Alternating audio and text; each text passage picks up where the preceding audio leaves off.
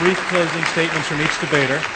They will be 2 minutes each, and this is their last chance to change your minds and to respond to some of what's been said over the last hour. You will be asked to vote once again and to pick the winner just a few minutes from now. But first, on to round 3, closing statements. Our motion is Islam is a religion of peace. And speaking first against the motion, Ayaan Hirsi Ali, a resident scholar at the American Enterprise Institute and a critic of fundamentalist Islam. Islam is not a religion of peace, and I woke up to the facts on the 11th of September 2001. Perhaps I should have woken up to the facts earlier, but I admit that I did that then at that time.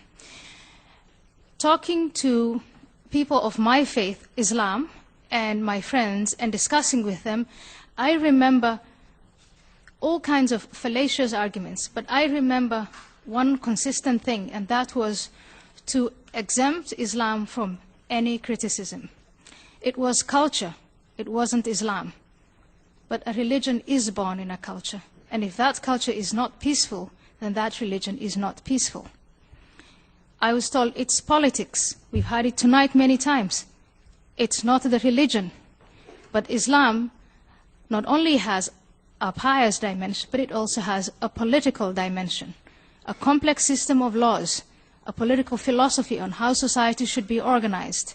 And if you look at that political system, it's anything but peaceful.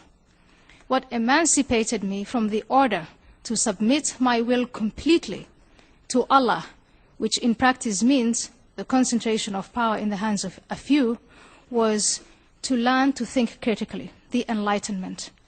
Vote against this motion and open up the flows of Islam for debate in order that Muslims, those who are not yet emancipated, may take charge of their own reason, of their own faculty. Vote against the motion that Islam is a religion of peace, and toss that fallacy into the trash can of history. Thank you. Thank you, Ayaan Hirsi Ali. Our motion is Islam is a religion of peace. Now to summarize his closing position for the motion, her position for the motion, Zeba Khan, writer and advocate for Muslim American civic engagement. Thank you. Faisal Shahzad, the underwear bomber, and the group of young men that were picked up in Pakistan. All of them were for violence and trying to attack our country and learn how to attack our country elsewhere. But the one thing else that the media consistently forgets to mention, or conveniently forgets to mention, is who turned all of them in. It was Muslims. It was their family. Because that is a Quranic principle, that you stand up for justice, even if it's against yourself. And in this case, someone's son, or several people's sons, or the underwear bomber's father, who was Nigerian and not American, did this, turned him in, and sent word to the authorities. And a Senegalese merchant was one of the first, unreported, but was one of the first people to see the Times Square attempted bomber. Our opponents have a very simplistic outlook on this, on the world and what's currently at stake. They see it being Islam versus the West. But the truth is, it's not. It's between moderates and extremists of all kinds. And I urge you to vote for the motion because the overwhelming majority of Muslims, the facts are clear. They are peaceful, they're mainstream, and they condemn violence against civilians and have no interest in terrorism, which is consistently, as the woman in the audience said, are attacking Muslims, mainstream Muslims, every day, brutally and oppressing them because we don't accept their version of Islam. I'm asking for your help as other people, as people of reason and of people of a moderate voice, to support us as we fight them, and we are fighting them, although we don't hear it as often in the media, which focuses on violence and fear. But the fact is Muslims have always been fighting them. Zeba Khan, your time is up. Thank you. Thank you very much. Our motion is Islam is a religion of peace, and here to summarize his position against the motion, Douglas Murray, best-selling author, founder, and director of the Center for Social Cohesion. Thank you. Well, thank you for a very enlightening, I think, debate tonight. I think we, on this side, made it very clear that we don't think there's a fight between Islam and the West, or Islam and civilization, or anything else like that. We've made a very clear set of points tonight. And one of those points, which I hope people will bear in mind, is we have said repeatedly that it is in Muslims and their critical faculties, Muslims and their behavior, Muslims and their faith, that we have hope. And it is in people like you that we have hope for the future. And if the motion were that Islam a century from now could be a religion of peace, and people would be quoting Ziba and Majid and seminal moments like this, and that they had learned, well, that would be terrific. But at the moment, tonight, you're being asked to vote on whether Islam is now a religion of peace. Is Islam a religion of peace? I think it is very clear that it is not. This does not mean, of course it doesn't mean, that Muslims are all violent. We would never make that point. We never have made that point. Nor does it mean that there isn't hope in the future. Nor does it mean that we have to have continual clashes till the end of time. But it means we have to start by being honest. We have to be frank about what we see in Islamic history, in Islamic conquests, and in Islamic scripts. We have to be frank about that. In societies which Islam dominated, conquered, and subdued the peoples in the Middle Ages, people who were not Muslims were sometimes allowed to remain in those societies, but they were allowed to do so only by having second-class status, dhimmi status. I would ask you tonight, ladies and gentlemen, not to be dhimmis, not to have second-class status, not to vote for things because you think it's polite or because you think you have to say them, but because you think they're true. On that basis, the idea you could vote for the motion tonight is absurd. Islam is palpably, demonstrably, evidently not a religion of peace. Vote against this motion. Thank you. Thank you. Our motion is Islam is a religion of peace, and our final speaker to argue for the motion that Islam is a religion of peace, Maajid Nawaz, director of the Quilliam Foundation and formerly a member of a radical Islamist party. Thank you. Right, so I'm not going to ask you to be polite. I would dread to think that that's why you'd vote for the motion. In fact, what I'd like to do is give you 4 reasons to vote, basically 4 reasons why the panel's arguments are incorrect and 4 reasons then to vote for the motion. And as for the failure of the panel, I think number 1 is that there's a failure to contextualize. As I've tried to say time and time again, there's a failure to contextualize history and texts and sources, and there's an intellectual suspension that occurs when discussing Islam that simply doesn't occur when discussing the Constitution or any other piece of literature or writing.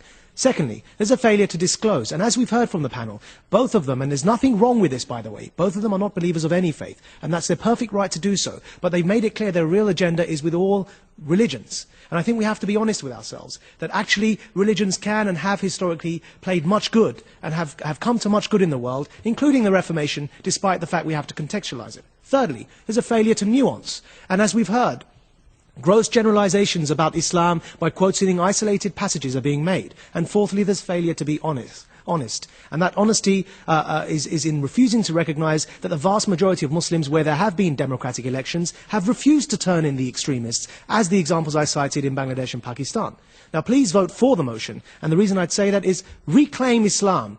Don't let the minority hijack it. Yes, even for those of you who are not Muslims, reclaim it because it's a faith like all other faiths that does need to be redefined in current times. Secondly, vote for peace. This is not a vote for Islam. It's a vote for peace, and I'm sure all of us want peace. And thirdly, I'd say, help the confused Muslims in the world, the faction, the minority, the young minds, like I was, who are confused, help them make up their minds by giving them guidance, by giving them an olive branch, and voting for peace tonight. And finally, I'd say that even if you're unsure, even if you think Islam is not a religion for peace, I would ask all of you here tonight to vote, as we've heard the admission from the other panel, it can be a religion of peace, so vote for what you'd like Islam to be. If you'd like Islam to be a religion of peace, vote for it. Thank you. Thank you. Maajid Nawaz. And that concludes our closing statements, and now it's time to learn which side you feel has argued the best. Sorry?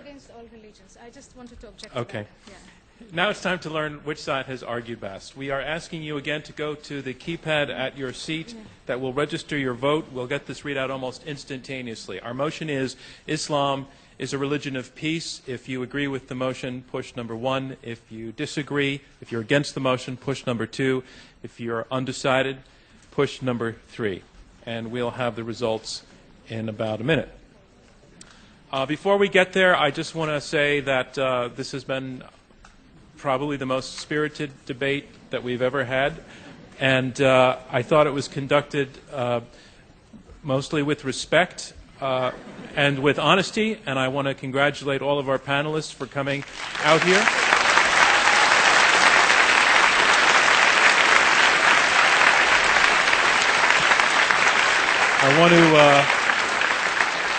I want to thank you and our audience. The questions were all excellent, including, ma'am, the one that I didn't get to. I apologize, but it was a time issue. But the questions were terrific, and I want to thank all of you for coming through the metal detectors, which were a metaphor, in a way, for the situation that we're in and the reason that we're debating this topic. But you should give yourselves a round of applause for being here and for taking part in this tonight.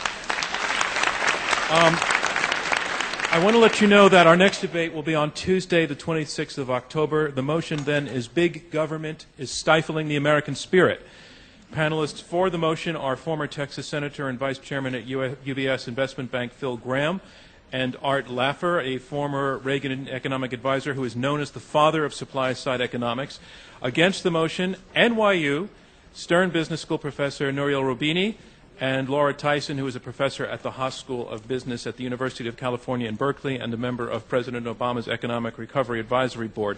Individual tickets are still available. You can get them by going to our website and also upstairs at the Skirball box office. Intelligence Squared US is now on Twitter. You'll find us at twitter.com/IQ2US. You can follow us for announcements and interesting links, and you can video of this debate. You can find by following those links. You can use #IQ2US, and also you can tweet about what you thought about tonight's debate and its results. And you can become a fan of Intelligence Squared US on Facebook, and by doing so receive a discount on upcoming debates. All of our debates, as we've talked about, are heard on more than 220 NPR stations across the country. Remember, as you stand, to turn your cell phones back on, or you might miss important calls. You can also watch the debates on the Bloomberg Television Network. This debate will start airing next Monday at 9 p.m. It will be repeated through the week at that 9 p.m. time slot. Visit Bloomberg.com to find your local channel. Intelligence Squared is now one of the most popular public affairs podcasts on iTunes, and you can download that and listen to past debates at IQ2US. All right. It's all in now. I've been given the results. Remember, the team that changes the most minds is declared our winner, and here it is. Our motion is Islam is a religion of peace. Before the debate, 41% were for the motion, 25% were against, and 34% were undecided. After the debate, 36% are for the motion, 55% against, 9% undecided. The side against the motion wins. Congratulations to them. Thank you for me, John Donvan, and Intelligence Squared US.